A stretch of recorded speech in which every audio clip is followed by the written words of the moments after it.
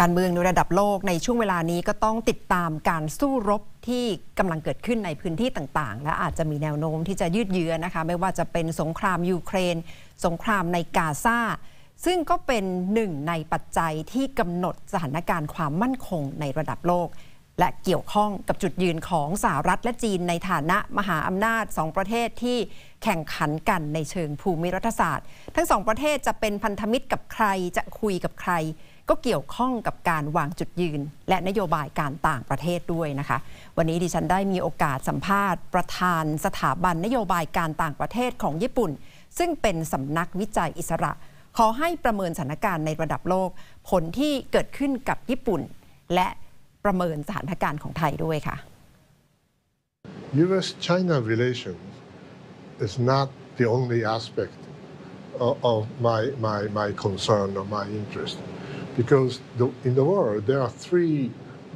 at least different theaters of operation. One in the European theater, then you have Middle Eastern theater, then you have Indo-Pacific theater where we belong. So in the case of the European theater, NATO failed to deter the Russians. And now we have a war in Ukraine. Then, unfortunately, people in the Middle East, including Saudis and Israelis, failed to deter Hamas and indirectly Iran. So those two theaters are already at war. And it's becoming more and more unstable. But unfortunately, in my personal view, there are three revisionist, or maybe 3.5 revisionist powers in the world. One in Europe, Russians. One in the Middle East, unfortunately Iran, possibly. And in our part of the world, one, China and North Korea, if you include them. So those powers are willing to change the status quo, even by force.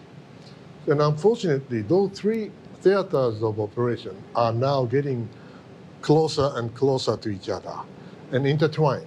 Well, at this juncture, it's been raised a lot that Southeast Asia, which is part of Indo-Pacific, is under much pressure to choose side between the US and China. We made a huge mistake in the 1930s. We thought that we could change the international order by force. And then we, instead of liberating Asian neighbors, we colonized them. See? And that is the strategic mistake we made. And we thought that we can change the world. We thought that Americans in decline. And we thought that we can challenge the Americans in the Western Pacific by force. And then we went to Pearl Harbor and we lost. Why? Because we made a mistake. It was a huge strategic mistake. But what about China now? They may be repeating the same kind of mistake we made in the 1930s because they think that they can change the world. They think that they can come up with a new international order. They challenge the Americans and they try to kick Americans out of this area and challenging U.S. or forces or their friends in the South China Sea or East China Sea. That's exactly what I'm worried about. China might be repeating the same mistake we made in the 1930s. China is looking at the US as trying to contain China in the Indo-Pacific. So should the US learn from China's message as well? The United States should learn that China now is no Japan in the 1930s. Japan could have been contained, but China is too big to contain. So if Americans want to contain China, it's not going to happen. It's a completely different thing. But at the same time, I have to tell the Chinese that you shouldn't repeat the same old mistake we made. And actually, I've been saying this to my Chinese friends since a long time ago. They said, no, we are not that stupid as Japanese did. I don't know. But see, Chinese economy is at the juncture now. They are entering the era of middle income trap. And as you know, in order to get out of the trap, you need to do the following: more domestic demand,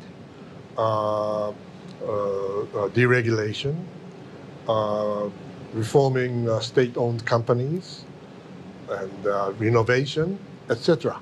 So from your capacity as the president of Foreign Policy Institute, what is happening next for the whole world? Yes, we have to endure the next 10 years. It's an extremely important decade to come. Why?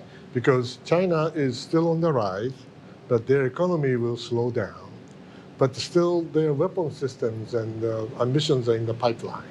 So it will continue coming out for the next 10 years.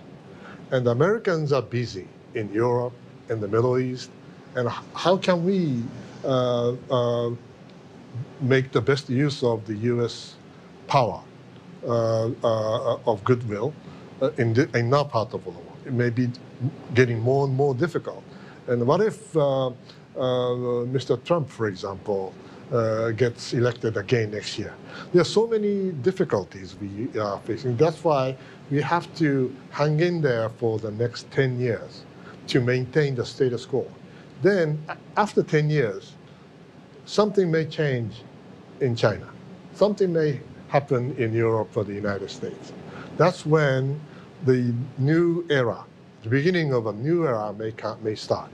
So the next 10 years will be an extremely important, challenging era for us and for the countries in Southeast Asia, because we are all trapped, in a sense, between China and the United States, and also Russians to a certain extent. And anything could happen in the Middle East, where we heavily dependent energy-wise. So we have a lot to do, and we have to work together for the next 10 years. What's your recommendation for Thailand? Thailand is middle-income country in Southeast Asia. Yes. We belong to ASEAN as well. True. So what's your recommendation to Thailand? Thailand is a precious gem in this part of the world. Has the longest history of independence, and you have a very wise, hard-working people, and many wise leadership. So that's why you have been independent for such a long time.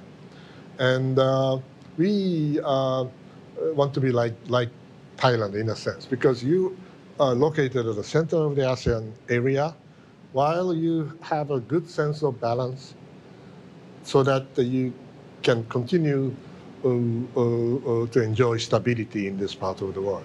I think that's exactly what you need, the ASEAN countries need. So I just want to thank Thailand and also thank the people of Thailand who have been working hard to, in the end, stabilize the situation, and so that we will not be trapped in between in the era of instability between China and the United States.